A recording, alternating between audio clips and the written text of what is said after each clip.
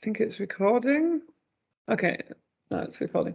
Okay, well, welcome everyone, officially now to our second We Do Wind Diversity webinar on the topic of Break the Bias. What's it all about and how can it help the wind energy industry?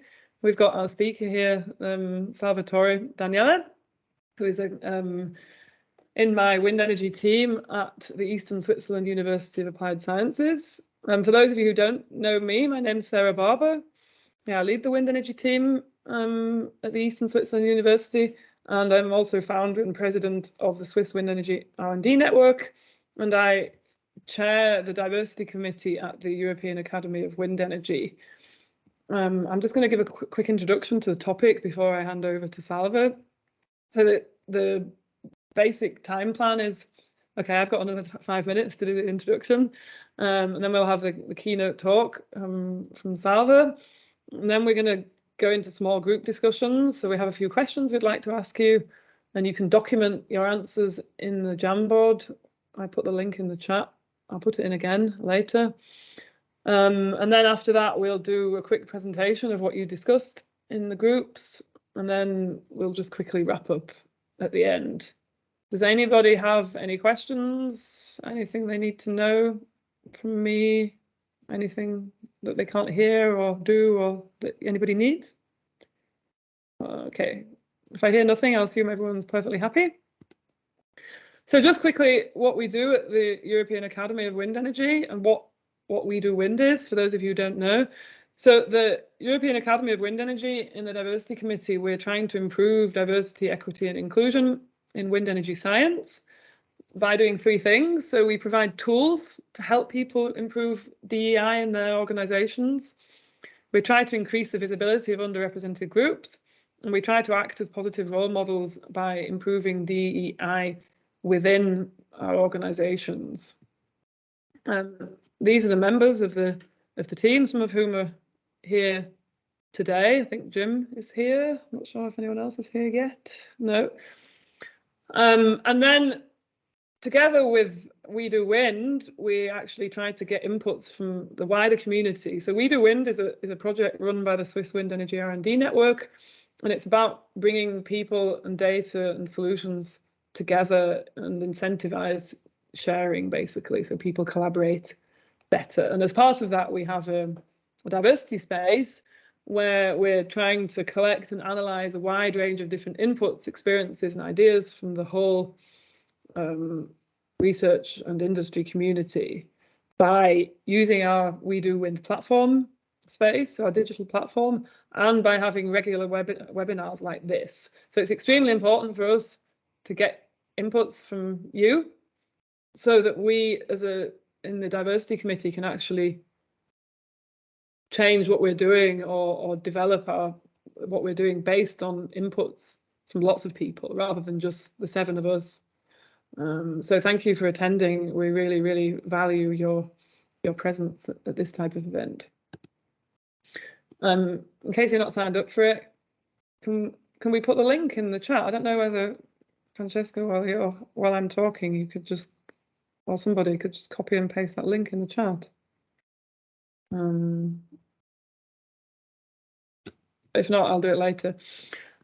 Just quickly, why are we doing this? So we need diversity to survive. People are diverse. Equality between them is the basis of a fair society. Diverse teams have been proven to be more productive and happier. We have some references down here. But underrepresentation and discrimination still exists, even when it's unintentional. For example, 92% of EU tech funding goes to male teams, 1% goes to Black founders, 29% of worldwide management roles are taken by women, 10% by women of colour, 13% of engineers and women in the US are women. And also we have this thing called the gender data gap, which means that the world is still mainly designed for men by men. This is especially difficult in medicine, public areas, public transport, etc. Resistance to fighting underrepresentation is growing. And I'm not going to say anything more about that, except for show you that book. And so we've still got a lot of work to do. I think every single one of us can contribute. I think the energy transition is a perfect opportunity to do so. We need structural change to implement these new challenges of the energy transition, and we have an increased demand of more workforce with different types of skills. So let's try to change something. I just want to show you the results of the survey, which you kindly filled in, and also the people who are not here filled in advance. So just quickly, these are the number of people and the answers to the question, what is your experience with Break the Bias? And you see most of the people have vaguely heard of it, but aren't quite sure what it is. Whereas also a significant number of people don't know what it is at all. And then the results of the second question about unconscious bias. These results are a little bit difficult to interpret because the selection was not individual. Some people selected more than one thing. So the most number of people actually have selected, I tried to become more aware of my own unconscious bias, which is good. And then we had a couple of people on that they're trying to become more aware of their unconscious biases. But also we had 3 people saying they vaguely heard of it. So we hope that this webinar can help become more aware of this or understand more about what it is. And so just quickly, what Break the Bias is. So the hashtag Break the Bias was actually an official campaign theme for International Women's Day in 2022, where they were basically trying to promote this idea of imagining a gender equal world, a world free of bias, stereotypes and discrimination, etc. And they had this sign, which was, well, I didn't actually know anything about this sign before until I looked into it, but they had this sign which they were encouraging people to do to show solidarity. An unconscious bias, so a bias is a prejudice in favor or against a thing, a person, a group, compared with another, usually in a way that's considered to be unfair. Biases might be held by an individual, group or institution, and it can have a negative or positive consequences. There are 2 types of biases. So we have conscious biases and we have unconscious biases. So conscious means that you're aware of them, and unconscious means you're not aware of them. And unconscious biases are basically social stereotypes about certain groups of people that individuals form outside of their own conscious awareness. So we all hold some unconscious beliefs about various social and identity groups. And these come from the fact that people just automatically categorize the world. We all do it, even if we don't want to. And an unconscious bias is quite prevalent just because it's because of its nature being unconscious. And there are certain scenarios which can activate unconscious biases. So they might be more prevalent when you're stressed or you're multitasking. And so that's basically what that is. And why is it a problem? They can lead to skewed judgments and they can reinforce stereotypes. So underrepresentation can lead to more underrepresentation if you don't watch out. We also might treat people differently without realizing it. That could disadvantage people or create tension and unhappiness. Some examples would be gender bias when people might be favoring male candidates, even though they have similar experiences, or ageism. So an older team member doesn't get promoted, a younger team member gets preferred, or even name bias. I mean, in Switzerland, this is quite a thing. So people with Yugoslavian names tend to get treated for example, when they're trying to find a flat in Switzerland, they don't get the flats, but people with very traditional Swiss names do. But there's also things like affinity bias, where you hire somebody or you treat someone in a certain way because they went to the same university as you, and then therefore they must be good. So that type of thing. But actually now I want to pass over to Sava to tell us even more about the topic, after which we'll ask you the questions for the group work. So any questions from anybody? Anything to say? Otherwise, Salva, please go for it. Thank you, Sarah. So if there is no question, I'll start to share my screen,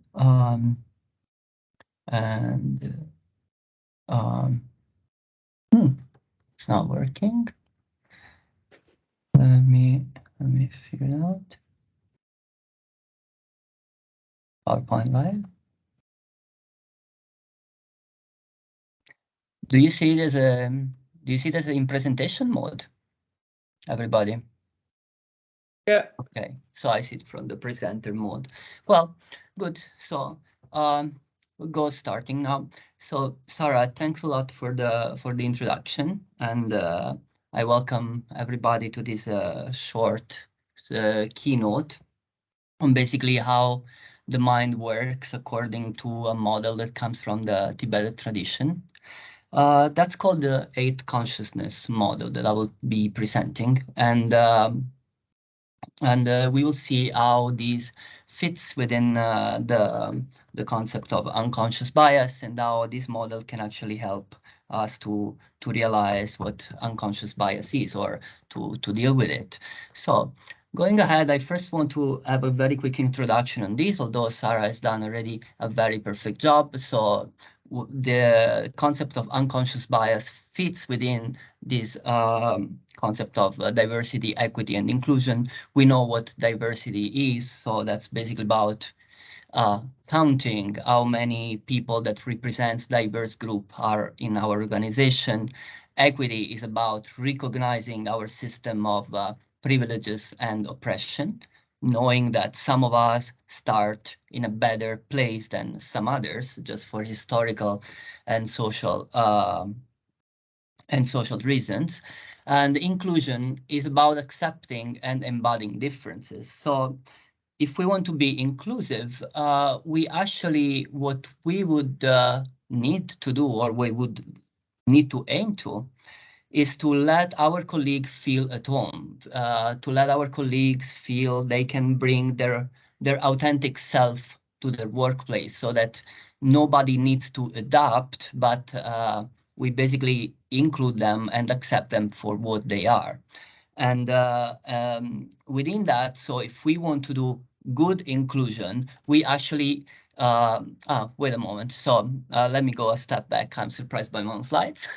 So while diversity we can mandate, and equity we can educate, inclusion we can cultivate. And that's where we can cultivate, every one of us can cultivate inclusion for ourselves and for our work environment. And in order to do good inclusion, what we need to understand is how we perceive differences and why we perceive them in this way. And that's where the biases start to form. So in our perceptions, our unconscious perceptions of differences. So in other words, what we need to understand is how the mind works. Now, there are many, many models to understand how the mind works. I will just introduce one of them that can be used practically. And this is exactly what I was talking about. I'll introduce this model with a small example. So if I ask you what you see here in this picture, many of you will answer is a wind turbine.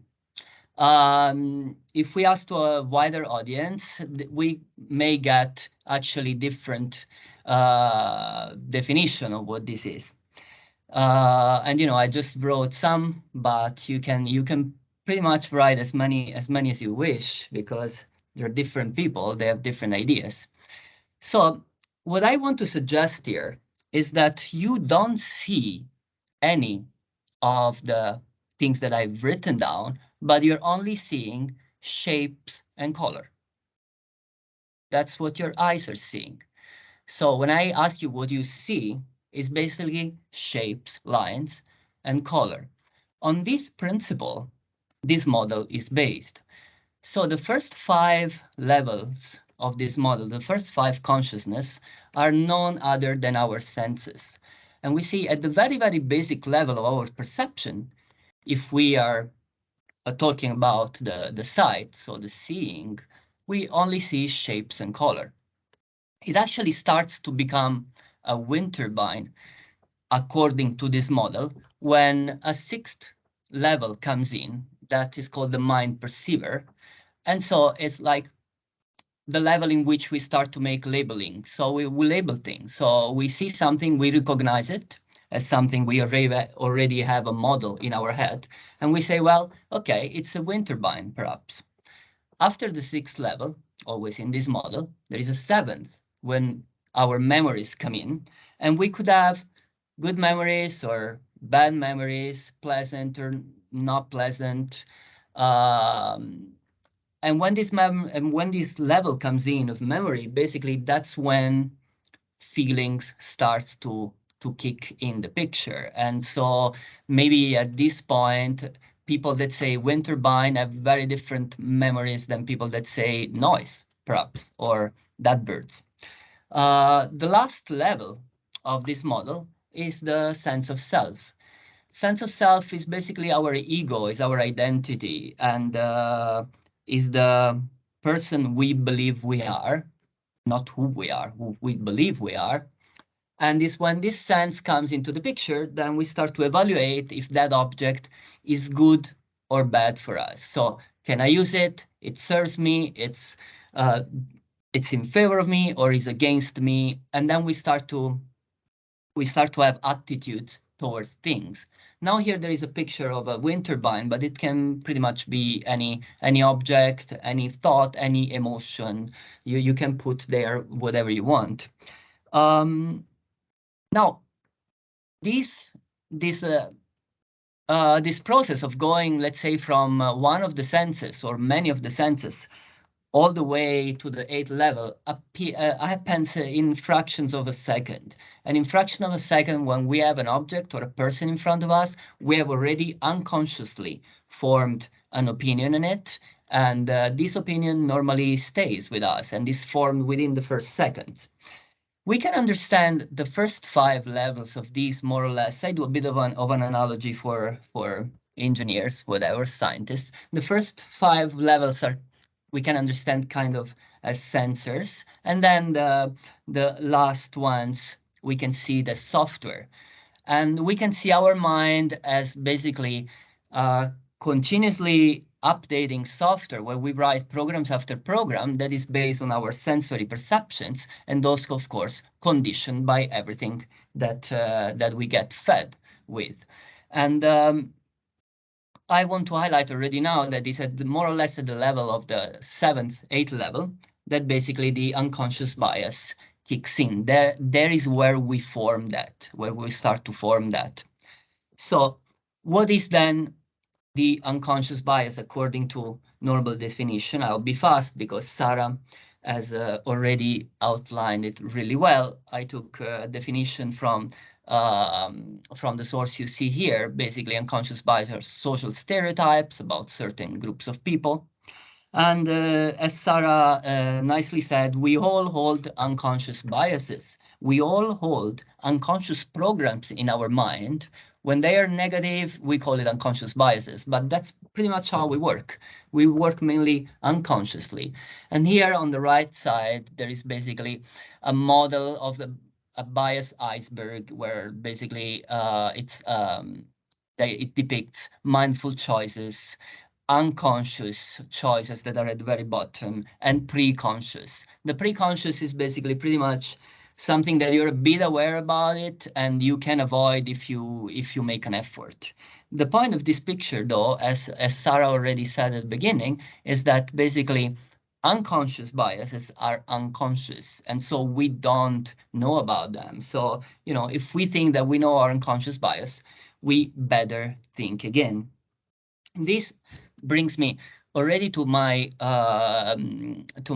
almost conclusive slide, in which I want to tell you how you can use actually this model to work with your mind programming. Let it be an unconscious bias or whatever program that you want to update in your mind. So it's basically what is done in a meditation fashion. We don't have the time to do it here, but I can just explain it to you, is run this model from the bottom to the top. So what you do normally is you visualize an object, you visualize a person, you visualize, let's say, an object of your perceptions. And you first start to analyze within your mind how this object is entangled with your sense of self. So what do you think about this object? Do you think you can use it or you don't use it? Is a person, do you love them, you hate them, and so on. And so you start to see how the sense of self is attached to this object, so that you understand how this object, how you believe this object can serve your ego. Once you have understood that, you go one level lower, and so you start to see how many memories you associate with this object that you hold in your mind. And positive or negative memories will pop up. You understand how this works, then you start to go at the level number 6 at the mind perceiver. This is where you put labels, and you start to understand, well, I mean, I call this object, I call it, I don't know, a coffee cup, I call it a person, I call it this, I call it that, but these are all labels. And then at the end, what you're left with is basically you have stripped the objects from everything that your software, let's say, has implemented on top of it. And you're left with the object in its pure perception. So if you do this with a diverse person or any of your colleague, you might actually find that you hold a certain prejudice about them. Although, for example, if you see the color of the skin, you can see what kind of memories this bring in, or the gender, or any other of the known biases. And so basically, this could be a tool that one can use to actually start to dig and to see what kind of software you have implemented in your own mind. And we all have them, as we say. As I said, as I said at the beginning, this is just a model, and there are many other different techniques. This is the one I know, and it worked for me in many situations. And so that's what I had the honor to share with you. Concluding on this, basically, to draw some conclusion, I can say that we experience the world through our own personal sensors, and we make sense of it through our personal softwares. So let's be good scientists, and let's understand the sensors and update and debug the software. So this is what I had the honor to share with you. Thanks a lot. And I think I saved like 4 minutes for questions. So thanks a lot for giving me the space. Thanks, Sarah, and thanks everyone else. All right, thank you very much. And thank you for translating that into a language that wind energy people and scientists might be able to understand. Thank you. Can I ask people if they've got questions, could you just raise your hand on the Microsoft Team reactions, and I will ask you to speak, because I'm expecting everybody to have a question. So I hope so. I'm sorry you didn't have time to do the experiment with everybody, and maybe we'll do that next time. Perhaps it's all right. Any questions? Yes, Lauren?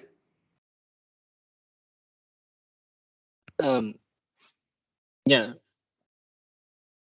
it's a bit different to form it into one question, but like from the for the 8th point of your list, as a sense of self, with good or bad, Yeah, is probably the hardest part if you go back to figure out about something, because I think a lot of people who are not that conscious about themselves, as you told, it's the sense of their self. It's not really who you are. So how do you go about, if maybe for yourself or maybe if for someone else, if to figure out if the perception of yourself is actually what you are, or what, like there is always a discrepancy between your own perception about something and I understand, Lauren. yourself. I understand the question, Lauren. So the exercise or the meditation that you would do within this tradition is basically the one that brings you beyond self. And there is a set of meditation practices that offer that. If you are to use the model that I presented, so assuming that we're not going to talk about this later, and you just have the model that I've presented here, you basically, I would suggest you just start with what you have. So you basically place an object in front of you, cup of coffee, and I actually, when I look at it, I say, okay, it serves me that because I can drink my coffee, but it's actually white, and it also does not really have the shape of the coffee cup that I like. So I already get some information, and then I can start to ask myself, okay, so I don't like the shape of this cup. What kind of memories do I have associated with this particular shape or color that makes me not like it? So what I want to say, you don't need to carry a profound analysis of self to actually start to use the model. Yeah. Yeah, that makes sense. Thank you. Thank you. Cool, thank you. Anything else?